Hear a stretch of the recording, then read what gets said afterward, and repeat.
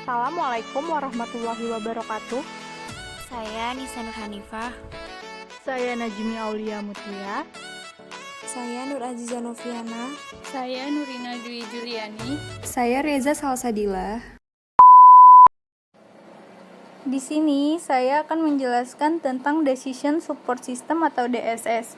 Menurut Raymond Michelet, sistem pendukung keputusan adalah suatu sistem informasi yang ditujukan untuk membantu manajemen dan memecahkan masalah yang dihadapinya. Pendukung keputusan dalam bisnis ada 3. Yang pertama, informasi, keputusan, dan manajemen. Yang kedua, kualitas informasi.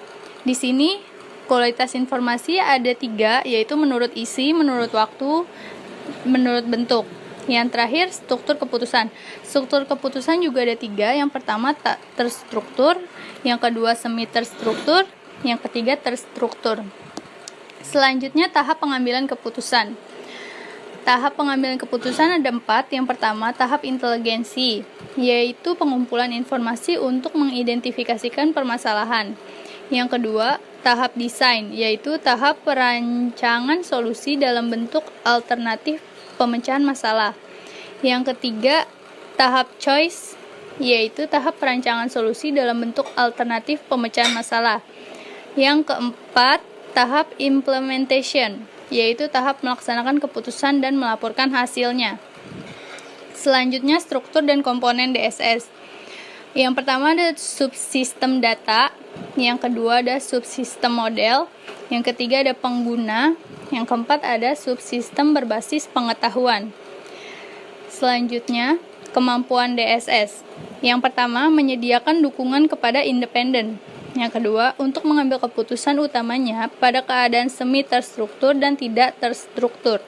Yang ketiga, menyediakan dukungan untuk tingkat manajerial dan eksekutif sampai manajer. Dan yang terakhir, memberikan dukungan kepada semua fase.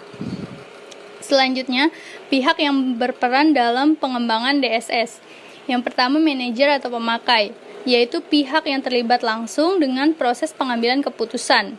Yang kedua, penghubung, yaitu pihak yang membantu pemakai, mungkin seorang asisten yang bertugas menjalankan terminal atau lebih dari sekedar itu.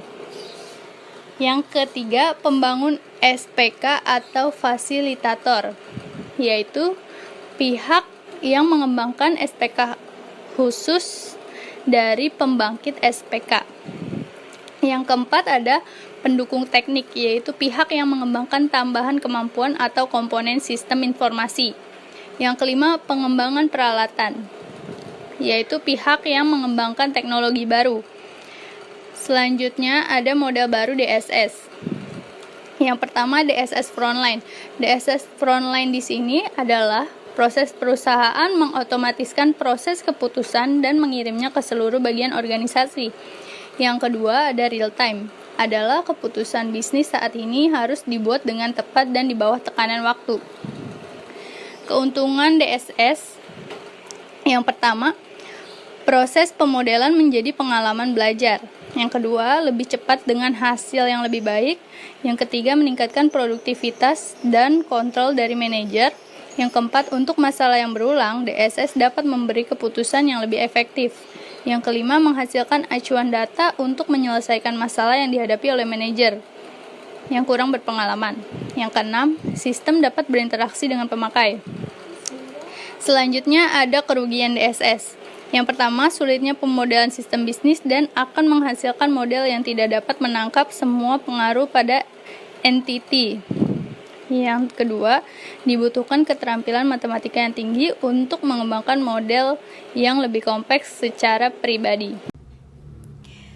Selanjutnya membahas tentang metodologi siklus hidup sistem, di mana siklus hidup sistem merupakan penerapan pendekatan sistem untuk tugas mengembangkan dan menggunakan sistem berbasis komputer.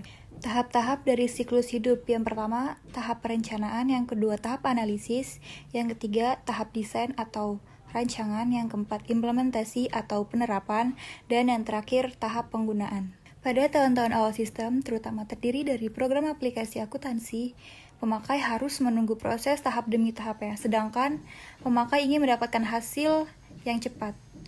Salah satu caranya yaitu dengan memodif SDLC, System Development Life Cycle.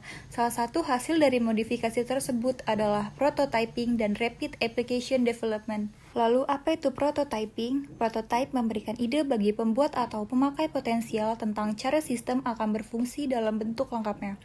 Proses tersebut disebut prototyping. Jenis-jenis dari prototyping.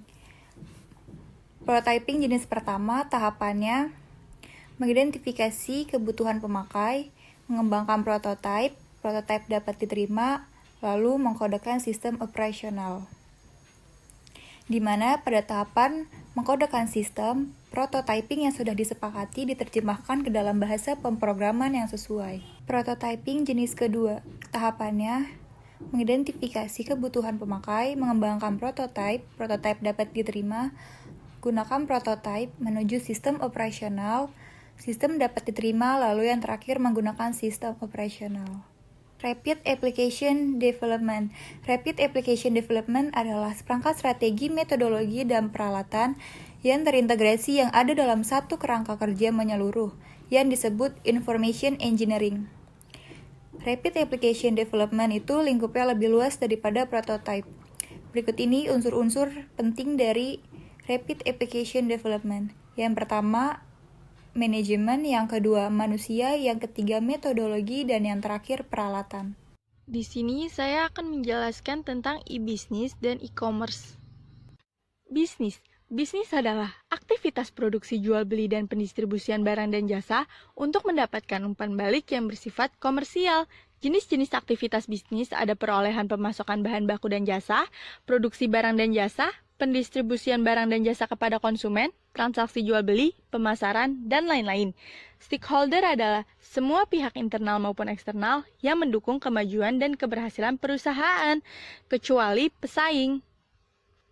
E-business menurut definisi dari R. Kelly Rayner adalah suatu definisi yang lebih luas dari e-commerce, yaitu selain termasuk aktivitas jual beli produk dan jasa, juga pelayanan konsumen, kerjasama dengan para mitra bisnis, pembelajaran bisnis melalui e-learning, dan pelaksanaan tugas-tugas internal perusahaan yang dilakukan secara elektronik. Sedangkan e-commerce itu proses atau transaksi jual beli, serta pengiriman atau pertukaran barang dan jasa melalui jaringan komputer termasuk internet. Nah, e-commerce ini merupakan bagian dari e-business. Lalu, e-business maupun e-commerce lebih banyak dilakukan melalui internet umum. Selain itu, dilakukan juga melalui yang pertama ada jejaringan khusus atau jejaring private, biasa yang kita sebut dengan VAN, yaitu jejaring yang menyediakan layanan-layanan komunikasi data yang diberikan oleh pihak ketiga sebagai penyedia jejaring untuk perusahaan-perusahaan yang membutuhkan. Yang kedua itu ada LAN, untuk radius 100 meter sampai dengan 2 km. Tapi tergantung kualitas kabel atau kekuatan sinyalnya ya. Yang ketiga itu ada MAN, untuk radius 10 km sampai dengan 50 km. Yang keempat ini ada WAN, untuk skala luas antar kota, pulau, provinsi, negara memakai jaringan non-kabel atau wireless. Jenis-jenis transaksi e-bisnis, yang pertama itu ada consumer to consumer, jadi transaksi jual beli produk atau jasa antar perorangan. Yang kedua ini ada business to employees, jadi perusahaan menjual produk atau jasanya kepada para karyawannya sendiri via internet, dengan ketentuan dan potongan harga khusus. Perusahaan juga mendistribusikan peraturan-peraturan baru, pelatihan-pelatihan, dan lain-lain. Yang ketiga ini ada e-government, pemerintah melalui masing-masing departemen atau kementerian, badan-badan usaha milik negara, serta lembaga-lembaga negara lainnya memberikan layanan-layanan via internet kepada masyarakat. Nah, yang keempat ini ada m-commerce, yaitu transaksi jual beli melalui perangkat mobile seperti handphone, laptop, dan lain-lain. Nah, kalau yang e-commerce ini, yang pertama itu ada business to business, yaitu transaksi perdagangan atau jual beli antar perusahaan. Jadi gini, perusahaan yang satu sebagai penjual dan perusahaan yang lainnya sebagai pembeli. Nah, yang kedua itu ada e-commerce, yaitu para mitra bisnis bekerja sama secara elektronik untuk memenuhi permintaan pelanggan demi keberhasilan transaksi jual beli. Yang ketiga itu ada business to consumer, yaitu perusahaan sebagai penjual dan pelanggan sebagai pembeli. Yang terakhir ada consumer to business, yaitu pelanggan memberitahu barang atau jasa yang dibeli via internet, kemudian para perusahaan penyedia saling bersaing untuk memenuhi kebutuhan pelanggan. Kemudian pelanggan memilih yang lebih baik buat bertransaksi. Lelang secara elektronik terdiri atas forward auction dan reverse auction. Kalau forward auction ini beroperasi di mana secara online penjual mengumumkan produk yang dilelang dan masing-masing calon pembeli mengajukan nilai penawarannya sampai dengan batas waktu penutupan lelang yang telah di-set up dan pengumuman penentuan pemenang lelang. Kalau reverse auction ini kebalikannya, yang dimana pembeli umumnya berupa organisasi mengumumkan produk atau jasa yang ingin dibeli atau dibutuhkan. Misalnya itu kayak berupa proyek yang kemudian ditanggapi oleh para calon pemasok atau penyedia produk. Lalu ada yang namanya pertukaran barang secara online, adalah pertukaran barang atau jasa antar individu atau antar organisasi secara online tanpa transaksi keuangan. Contohnya itu ada barterbrokers.com. iOS adalah suatu sistem informasi berbasis web yang menghubungkan beberapa perusahaan untuk kepentingan kerjasama dan koordinasi bisnis yang lebih efektif dan efisien. Manfaatnya itu yang pertama, dapat mentransmisikan pertukaran dokumen, pesan, pembayaran, dan sebagainya. Yang kedua itu meningkatkan efektivitas dan efisiensi komunikasi bisnis. Yang ketiga meningkatkan kualitas hubungan baik dengan para mitra bisnis. Nah, yang terakhir ini meningkatkan pelayanan kepada konsumen. Di sini saya akan membahas tentang competing with information technology atau bersaing dengan teknologi informasi. Kompetisi merupakan karakteristik positif dalam suatu bisnis. Persaingan alami dan sehat adalah pendukung majunya suatu pasar. Persaingan ini mendorong upaya untuk mendapatkan keunggulan kompetitif di pasar. Oleh karena itu, dibutuhkan kemampuan kompetitif yang signifikan pada berbagai bagian perusahaan. Berikut ini adalah competitive forces and strategies atau kekuatan dan strategi yang kompetitif menurut Michael Porter. Strategi yang pertama adalah cost leadership atau strategi pemimpinan dalam biaya. Cost leadership adalah strategi yang menekankan pada upaya memproduksi suatu barang atau jasa dengan harga yang jauh lebih murah dibandingkan dengan kompetitornya. Sebagai contoh, maskapai penerbangan AirAsia. AirAsia menetapkan harga yang jauh lebih murah jika dibandingkan dengan kompetitornya. Strategi ini dipilih karena sesuai dengan target market AirAsia, yaitu konsumen yang sangat aware terhadap harga dan hanya membutuhkan manfaat utama dari produk pelayanan industri penerbangan. Strategi yang kedua adalah differentiation atau strategi diferensiasi. Strategi diferensiasi adalah upaya suatu perusahaan untuk membedakan produk yang dimilikinya dengan produk-produk pesaing. Sebagai contoh, obat batuk Comix. Pada awalnya, obat batuk selalu dikemas dalam bentuk botol atau tablet. Tetapi di sini Comix membuat keunggulan melalui perubahan botol ke sachet, sehingga memberikan kemudahan bagi para konsumennya untuk dapat mengkonsumsi obat batuk tersebut kapan saja dan di mana saja. Strategi yang ketiga adalah innovation atau strategi inovasi. Strategi inovasi berarti menemukan berbagai cara baru untuk melakukan bisnis. Contohnya Gojek. Dulu Gojek hanya menawarkan jasa transportasi, tetapi sekarang apapun sudah bisa kita lakukan dengan satu aplikasi. Memesan makanan, berbelanja, mengantar barang, dan lain-lain. Selanjutnya, strategi yang keempat adalah growth atau strategi pertumbuhan. Strategi pertumbuhan adalah upaya suatu perusahaan untuk memperluas kemampuan perusahaan tersebut untuk memproduksi barang dan jasa. Kita ambil contoh dari Gojek lagi. Sebelumnya, Gojek menyandang status startup unicorn atau startup yang memiliki valuasi sebesar 1 miliar US dollar. Namun sekarang Gojek sudah menyandang status Decacorn, yaitu startup yang telah memiliki valuasi sebesar 10 miliar US dollar. Strategi yang kelima adalah alliance atau strategi persekutuan. Strategi persekutuan adalah upaya suatu perusahaan untuk membuat hubungan dan persekutuan bisnis baru dengan pelanggan, pemasok, pesaing, konsultan, dan perusahaan-perusahaan lainnya. Sebagai contoh Walmart. Walmart menggunakan inventory, sehingga otomatis Walmart terhubung langsung dengan supplier. Selanjutnya adalah peran teknologi informasi. Di sini terdapat 4 peran teknologi informasi. Yang pertama, business process reengineering. Yang kedua, agility. Yang ketiga, creating virtual company. Dan yang keempat, knowledge management system. Yang pertama adalah business process reengineering. Business process reengineering merupakan suatu proses untuk merubah proses bisnis secara radikal dan dramatis agar bisnis proses tersebut menjadi lebih efektif dan efisien tanpa adanya perubahan pada struktur organisasi dan fungsi bisnis proses itu sendiri. Berikut adalah teknologi informasi yang mendukung proses. Yang pertama, sistem CRM menggunakan intranet dan internet. Yang kedua, supplier managed inventory system menggunakan internet dan extranet. Yang ketiga, aplikasi cross-functional ERP, yaitu software untuk integrasi manufacturing, distribution, finance, and human resource process.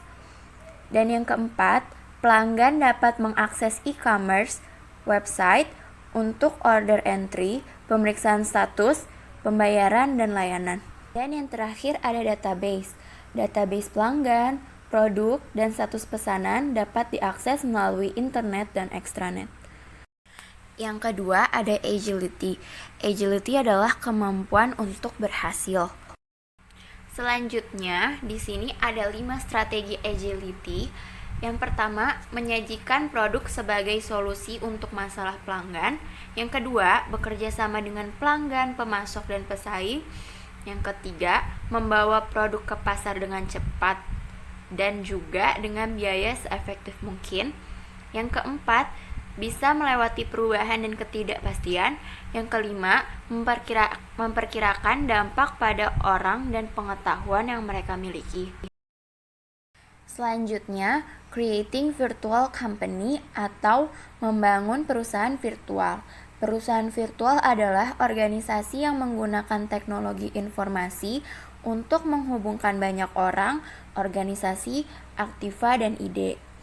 Perusahaan virtual biasanya membentuk aliansi dan kelompok kerja virtual dengan mitra bisnis yang saling berhubungan melalui internet, intranet, dan extranet. Di bawah ini ada 6 strategi creating virtual company. Yang pertama, berbagi informasi dan risiko dengan mitra aliansi. Yang kedua, menghubungkan kompetisi inti yang saling melengkapi. Yang ketiga, mengurangi konsep to cash dengan saling berbagi. Yang keempat, meningkatkan cangkupan fasilitas dan pasar. Yang kelima, meningkatkan akses ke pasar baru dan berbagi pasar atau loyalitas pelanggan. Yang keenam, melakukan migrasi dari menjual produk ke menjual solusi. Yang terakhir ada knowledge management system. Knowledge management system adalah sistem yang diciptakan untuk memfasilitasi penangkapan, penyimpanan, pencarian, pemindahan, dan penggunaan kembali pengetahuan. Dalam knowledge management system, ada 2 hal yang perlu diperhatikan dalam membangun sistem ini, yaitu tacit knowledge and explicit knowledge. Tacit knowledge adalah pengetahuan how to yang berada pada dalam diri pekerja, mewakili beberapa informasi yang penting dalam suatu organisasi. Sedangkan explicit knowledge adalah data, dokumen, dan hal-hal lain yang ditulis atau disimpan di dalam komputer. Berikut ini ada 3 strategi dari knowledge management system. Yang pertama, mengelola pembelajaran organisasi dan pengetahuan. Yang kedua, membantu pekerja dalam membangun pengetahuan. Yang ketiga, membuat pengetahuan tersebut tersedia dimanapun dan kapanpun. Di sini saya akan membahas tentang security and ethical challenge atau keamanan dan tantangan etika. Pengertian etika bisnis tersendiri yaitu kegiatan yang mencakup aspek yang berkaitan baik dengan individu, perusahaan, atau masyarakat. Tiga pendekatan dasar merumuskan tingkah laku etika bisnis ada tiga, yaitu yang pertama ada utilitarian approach, yaitu setiap tindakan harus didasarkan pada konsekuensinya. Yang kedua ada individual rights approach, yaitu setiap orang memiliki hak dasar yang harus dihormati atas tindakannya. Yang ketiga ada justice approach, yaitu para pembuat keputusan yang memiliki hak yang sama dan bertindak secara adil. Selanjutnya ada 4 kategori masalah etika bisnis. Yang pertama equity, hak kekayaan intelektual. Yang kedua rights, privasi pelanggan dan karyawan. Yang ketiga honesty, keamanan informasi perusahaan. Dan keempat ada exercise of corporate power, keamanan tempat kerja. Ada 4 prinsip etika teknologi. Yang pertama ada proporsional, yang kedua persetujuan berdasarkan informasi, yang ketiga keadilan, yang keempat ada meminimalisir resiko. Yang dimaksud dari meminimalisir resiko ini, teknologi yang diimplementasikan harus sedemikian rupa untuk menghindari dari segala resiko. Selanjutnya ada jenis-jenis ancaman. Yang pertama hacking, yang kedua pencurian di dunia maya, 3 penggunaan yang tidak sah di tempat kerja, 4 pembajakan software, 5 pelanggaran hak cipta intelektual, 6 virus dan worm. Pada poin 4 pembajakan software, hal ini untuk melawan berbagai perusahaan besar yang membuat kopi software secara tidak sah. Yang poin 6 di sini ada virus dan worm komputer. Jadi secara teknis, virus adalah kode program yang tidak bekerja tanpa dimasukkan ke dalam program lain. Sedangkan worm itu adalah program yang berbeda tapi tetap bisa jalan tanpa perlu diarahkan. Slide terakhir pada pembahasan ini yaitu ada cyber theft. Jadi cyber theft ini merupakan ancaman yang mengganggu kekhawatiran dan biasanya ancaman ini berupa ancaman secara fisik yang disengaja. Sekian dari kelompok kami, mohon maaf jika ada salah dalam perkataan atau penulisan, mohon dimaklumi.